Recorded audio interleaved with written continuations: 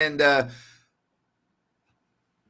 Ryan, to help me out here, because that was a very Yeah. lethargic, just that was a bad half of basketball there. There's nothing I'm excited about. The score was 40-40, and now at the half it's 50-45. So the Kings outscore Charlotte going into the intermission 10-5. But that's very uninspiring basketball. It was really uninspiring, especially when you can clearly see the paths they have to victory and how easily they can just hit that gas pedal. But I expect them to have a big second half, Grant. The three balls start falling. All right. I did a rant on this morning, and I've been thinking a lot about this. The Kings remind me of the Miami Dolphins. The Miami Dolphins have a very good record, but the Miami Dolphins really aren't a contender. They're not going to win when the playoffs start. They're not good enough. The Kings have a very good record, but they're the Miami Dolphins. There's something missing with this team. And again, I understand they're 7 games over 500, and I get all of that. There's just too many inconsistencies with this team, and I'm not going to ignore those. Again, we're talking about Harrison Barnes and Keegan Murray. They don't add anything. I mean, Harrison Barnes had 3 points. Keegan Murray had 5. Ryan, before we get to Jerry, I mean, how often can we say this? Well, not often enough unless they make a move or continue to make changes. And I want to get Jerry's take on it as well. But the bottom line is they're asking more of De'Aaron Fox this year, which is bringing more isolation into the game, thus taking opportunities from others. Jerry, Happy New Year, sir.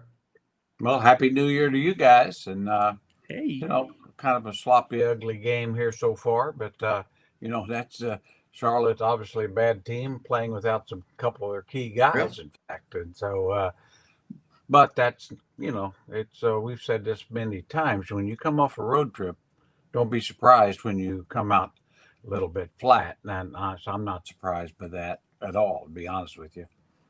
You're taking on a team that's lost 11 straight games, and the Hornets, and they're feeling good. And Jerry, you and I know this. We did this for many years. You coached.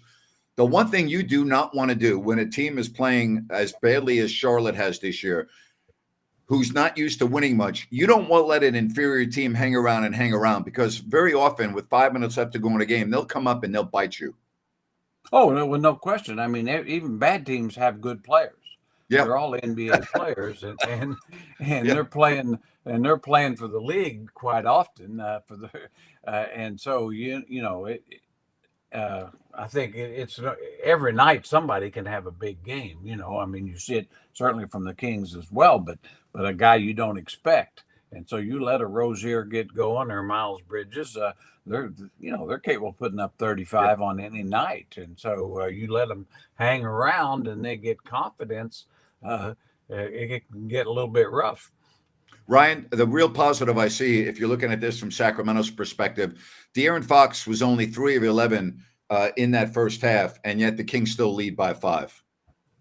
Yeah, you're going to get more from him here in the second half. Nobody can guard him right now, especially when they are going to a 2-man game. But you also got to think, Grant, you're going to get more from Malik Monk too. He only played a few minutes in that first half, and he's kind of he's that De'Aaron of the second unit. So Sacramento's in a good position if those threes fall.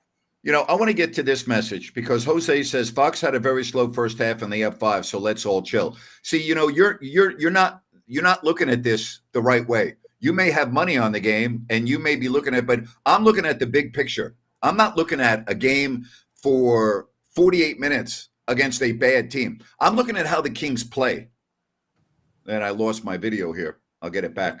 But I'm looking at, and can you guys still hear me, Ryan? Yeah, we got you. Okay. So I'm not looking at they're up by 5 on Charlotte. I'm looking at the big picture here. And the big picture to me is that this team's got some issues that they got to figure out. They just do. You can't come out and play this poorly night after night for 2 quarters and think that's the recipe to success. We had 4 quarters of horrible basketball against Portland, 2 quarters of horrible basketball, against Atlanta. Yeah, they came home 2-1, but that doesn't you can't walk around with blinders on. That's the point I'm trying to make. Yeah, no doubt, Grant. I agree with you completely. Where's the killer instinct from this team, right? You're on the first night, if you're Sacramento, of a back-to-back, and, you're better than this team. You know it, and you should want to get your guys some rest. But there is something missing there, and there is a bigger picture problem. Jerry? Well, the most important part's how they finish. I mean, uh, certainly they played a very poor first half, but if they beat this team 18, 20 points, well, that's all a good team's supposed to do. Now we'll see if that happens.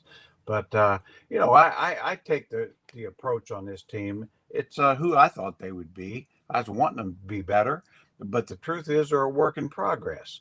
This team in its second year of building is better than the second year the Kings were back in 99, 2000, and Keegan is consistently better than Peja was in his second year. The numbers show it. I mean, and so you got to, just be realistic here. Is he going to be as good as Peja? I don't know, but he's clearly been better in his rookie year and his second year. And those are facts. And so are they a championship contender?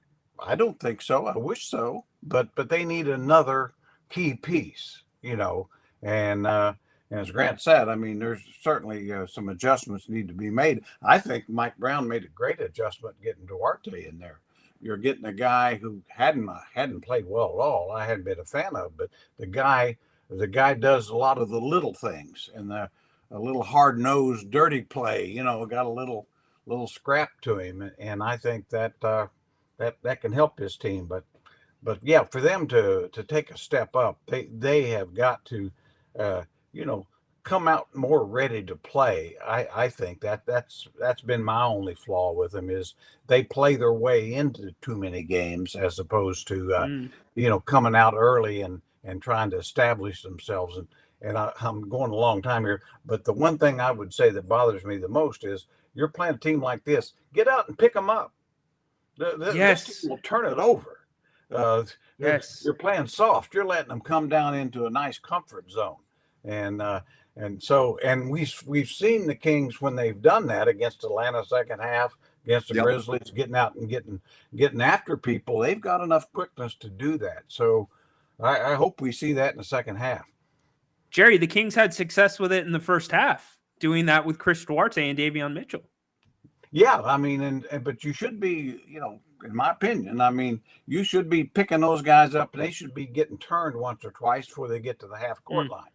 I got the Kings winning this one 116-95. I think they'll open this up in the second half. I think their offense will get going, and I think they're going to make life very difficult. What's your prediction, Ryan? I'm right along those same lines with you, Grant. I'm going to say Kings 121, and we're going to say Charlotte 105, and the game will be over going into the fourth quarter. Jerry?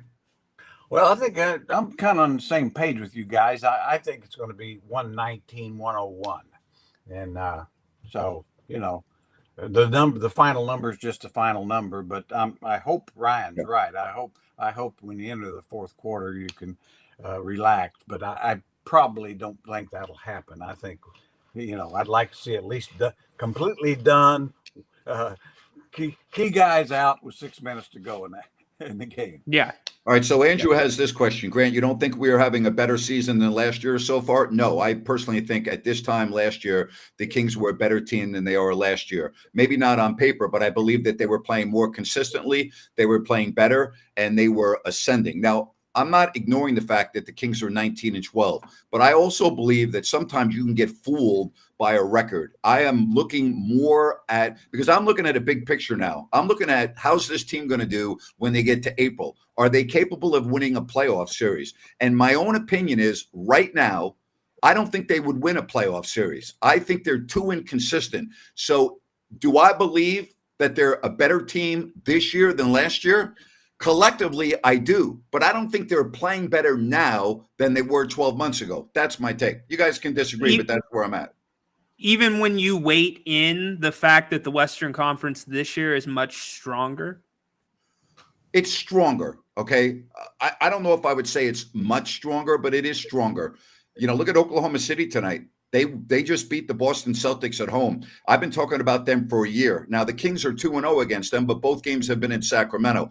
Do I think the Kings could beat OKC in a playoff series? Yeah, I do, because I like the way they match up. I don't like the way they match up against Minnesota. I don't like the way they match up against Denver. I don't like the way they match up against the Clippers. I don't like the way they match up against New Orleans. I'm skeptical about the big picture right now. Yeah, they're sexy. Yeah, they can score 140 points at times. But defensively, and I think Jerry makes a good point, I think we're Duarte on the floor that makes them better defensively. But is Chris Duarte really a starting two guard in the NBA? Is he a guy that you're going to win a first-round playoff series with as a starting two guard? See, I don't think so. Napes, the bar wasn't very high for starting two guard right now with this unit. Yeah, well, there's a couple things I would say about it. I mean, I think that one of the things, two things that strike me is that teams are better prepared for the Kings and their style of play this year. And the West is, I think, significantly better, not just a little better, because guys are healthy. They may not end that way, but they are now. And then the third thing, and this would probably everybody in the world would disagree with me, but I think they've missed Terrence Davis. Besides, he's a wild card. He's a guy that could come off the bench 3 or 4 times a year and score 30 points. They don't have another guy like that. I mean, I thought Vesnikov would be that guy.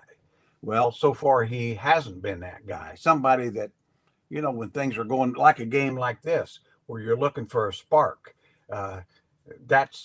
I think they missed the guy. That's all I'm saying. It's a good point. I think. Go ahead, Ryan. I think their expectation is Trey Lyles could be that third guy or that second guy off the bench for them. Well, I think he's plenty good. I mean, Trey and Monk aren't the problem. They're plenty good.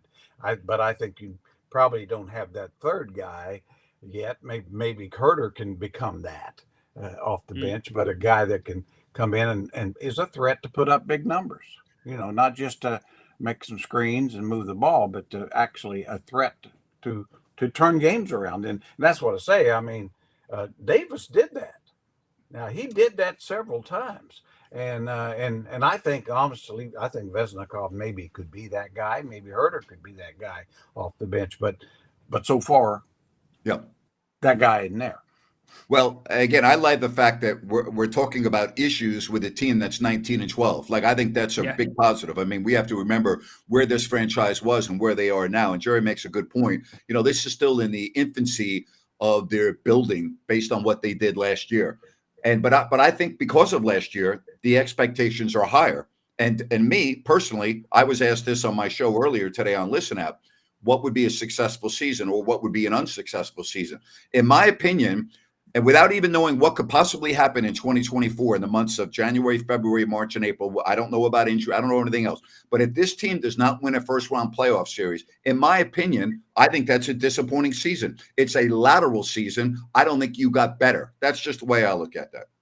Yeah, I wouldn't disagree with that. I mean, because I go back so much to the 99, 2000 when this team was building.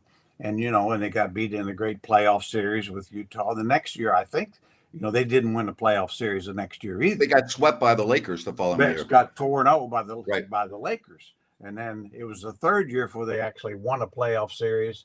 And really at that time became a contender. Yeah. A legitimate contender. Not that they were going to, but so I kind of see this team the same way. Like I say, there were several moves made on during that time, to get Christie and Bibby added to the equation, and and made the team better. Well, made it better. I think that's the challenge, for Monty McNair. They've probably got to make a legitimate move to bring in a guy who adds something they don't have. I mean, one more. They need some toughness. God, they need some toughness. That move is the key to the entire situation with expectations. If the Kings make a big move and lose a first-round series, I think you write it off to this team's learning how to integrate that real legitimate third option in. But if they don't make a big move and they don't win a playoff series, now this place is going to get impatient. Guys, the second half is beginning. Jerry, thank you very much. We'll chat with you in 24 hours.